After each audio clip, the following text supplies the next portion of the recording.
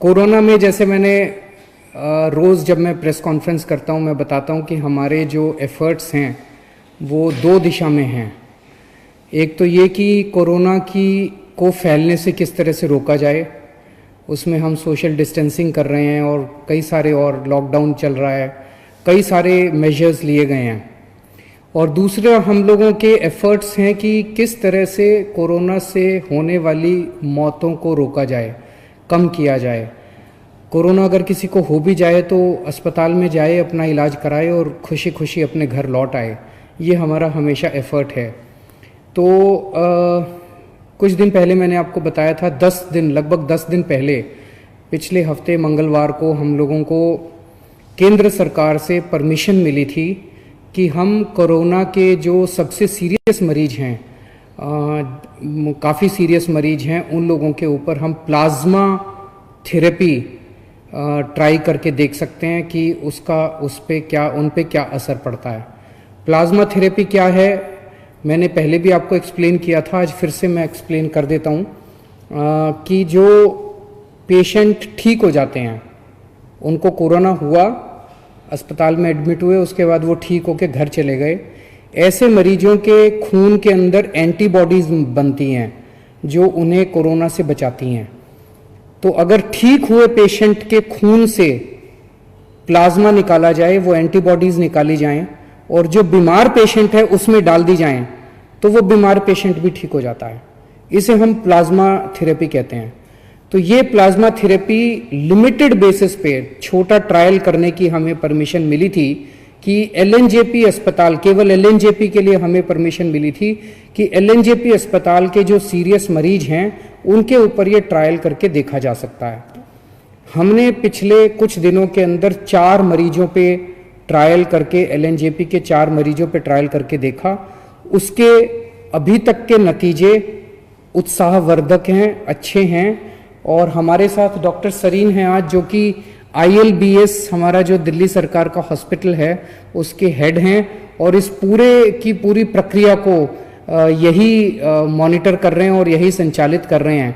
अब इसका अभी तक का क्या रिजल्ट रहा, मैं डॉक्टर सरीन से कहूँगा कि वो आप सबको बताएंगे।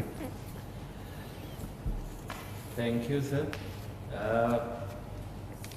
दिल्ली सरकार में ILBS एक ऑटोनॉमस सोसाइटी की तरह है, जहाँ पे हम लोगों का एक बहुत अच्छा ब्लड बैंक है। डॉक्टर मीनू बाजपेयी मेरी कलीग, वो इस प्रोजेक्ट की प्लाज्माफेरेसिस की प्रिंसिपल इन्वेस्टिगेटर हैं और उनके साथ में जो दूसरे हमारे कलीग हैं जो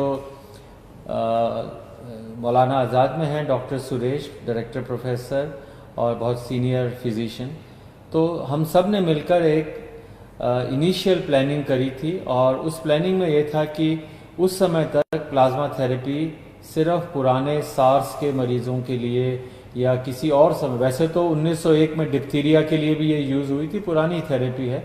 तो हमें लगा कि चूंकि और कोई वायरस की दवाई नहीं है या हमारे पास ऐसी दवाई नहीं है कि वायरस शरीर में एंटर हो तो उससे हम आगे बढ़ने से रोक सकें, तो एक ही थेरेपी थी कि वायरस को कैसे न्यूट्रलाइज करें या उसके साइड इफ़ेक्ट्स कैसे कम करें। मैं सिर्फ सिंपल भाषा में समझाऊंगा कि इसके 3 फेजेस होते हैं बीमारी के। पहला फेज़ है जिसे हम वायरस फेज़ कहते हैं, जिसमें वायरस शरीर के अंदर आता है, वायरस बढ़ता जाता है, कभी यहाँ जाता है कभी कहाँ।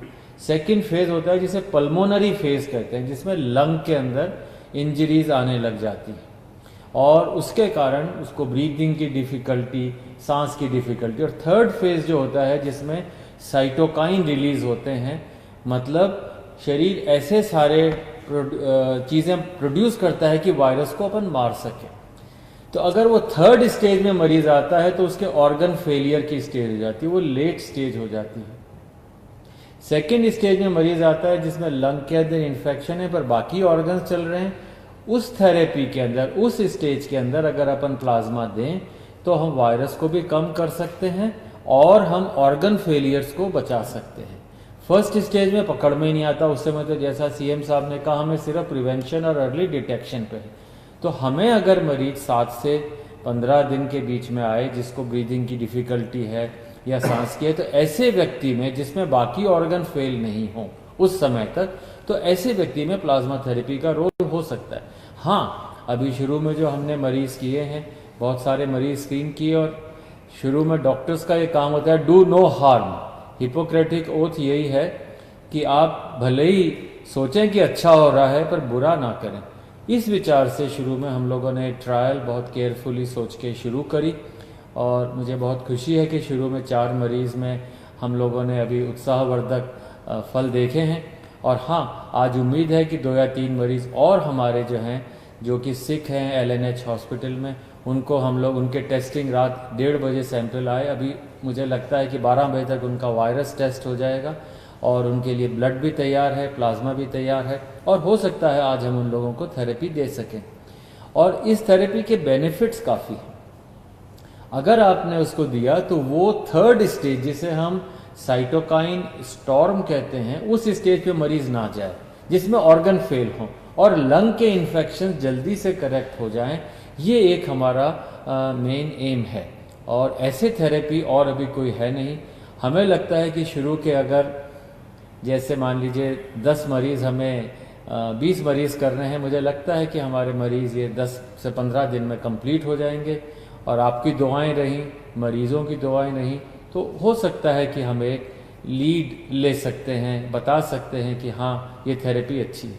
पर इसमें कई दिक्कतें भी हैं, जैसे जिन लोगों को अपना कोरोना कभी हुआ, रिकवर हो गए, अभी वो क्वारंटाइन में हैं, घर पे हैं, अगर वो लोग ब्लड देंगे तभी तो हमें एंटीबॉडी मिलेंगी, नहीं तो कहाँ से मिलेंगी। तो इस समय हमें उन लोगों की ज़रूरत है कि अपनी देशभक्ति दिखाएं। ये बताएं, जैसे थोड़े दिन पहले एक लड़का था बिल्कुल यंग, और वो आया रात को 1-1:30 बजे, और हमें लगा कि किसी तरह प्लाज्मा मिल जाए, पर उसको पूरे दिन के बाद प्लाज्मा नहीं मिला, और वो अगले दिन सुबह 4 बजे, हमें 7 बजे प्लाज्मा मिला, 4 बजे वो हमें छोड़ के चला गया। तो दिन भर मैं डिप्रेस होता रहा, पूरी टीम डिप्रेस हो गई कि क्या हमारे यहाँ ऐसे लोग नहीं हैं जो कि अदरवाइज ऑल राइट हैं और घर पे हैं, और जिनके अंदर रिकवर हो गए हैं कोरोना से, तो भाई अपना ब्लड दे। ये ब्लड डोनेशन भी नहीं है, ये मान के चलिए, जैसे CM साहब ने बताया कि ये ब्लड डोनेशन नहीं है। जैसे मैं ब्लड देने जाऊं, मैंने 50-60 बार ब्लड दे दिया। कोई भी मरीज ट्रांसप्लांट का होता, कोई बीमार होता, सबसे पहले जाके सुबह 8 बजे हम ब्लड दे देते थे। ब्लड देने के बाद हमें 3 महीने वेट करना पड़ता है दोबारा देने के लिए। पर प्लाज्मा के अंदर, उसमें जैसे आपने कभी देखा हो डेंगू के लिए, भाई मेरे प्लेटलेट निकाल लो, बाकी ब्लड वापस अंदर आ जाता है। तो उसी तरीके से प्लाज्मा फेरेसिस में एक मशीन होती है, खून उसमें से जाता है, सिर्फ थोड़ा सा एंटीबॉडी प्लाज्मा लिया जाता है, बाकी खून वापस आ जाता है। कोई कमजोरी नहीं, वीकनेस नहीं, और आप चाहें मतलब अगर हिम्मत है तो 10 दिन में फिर दे सकते हैं ब्लड, तो 3 महीने तक नहीं दे सकते। दूसरी एक बात है कि अगर आप ब्लड देते हैं तो आपकी बोन मैरो स्टिमुलेट होती है, नया ब्लड बनता है, you feel younger, it is a longevity के लिए ब्लड डोनेशन एक बहुत अच्छा माध्यम है। और फिर हमारी जिम्मेदारी है कि डोनर को नुकसान ना हो, मतलब पहले उसका हीमोग्लोबिन चेक होता है, वेट है, उसकी वेन्स हैं, कोई सिम्टम्स नहीं है, पूरा चेक करके डोनर की सुरक्षा ज़्यादा ज़रूरी है।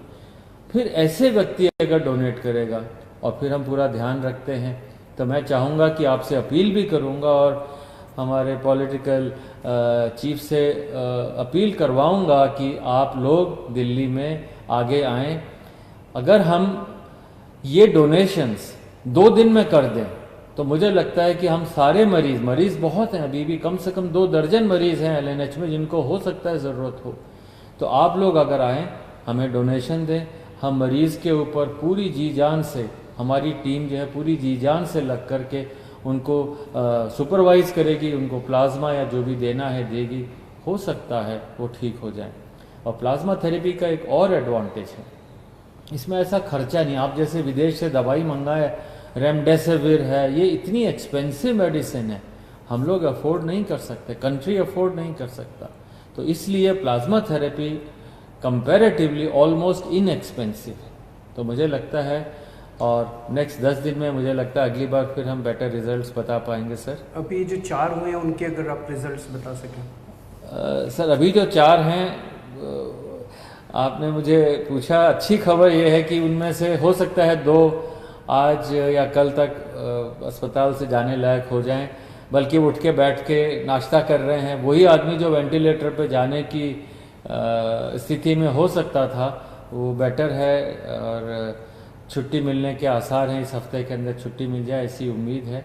और बाकी 2 जिनको चढ़ा है वो अभी तक कोई रिएक्शन नहीं है। प्लाज्मा में रिएक्शन हो सकती है, जैसे आप किसी को ब्लड चढ़ाएं तो किसी को भी ब्लड से रिएक्शन होती, उससे ज़्यादा रिएक्शन नहीं हो सकती, और वो भी नज़र रखते हैं। तो अभी तक चारों बहुत अच्छे हैं, और एक को आज सुबह 1:30 बजे ख़त्म हुआ प्लाज्मा, वो भी ठीक है।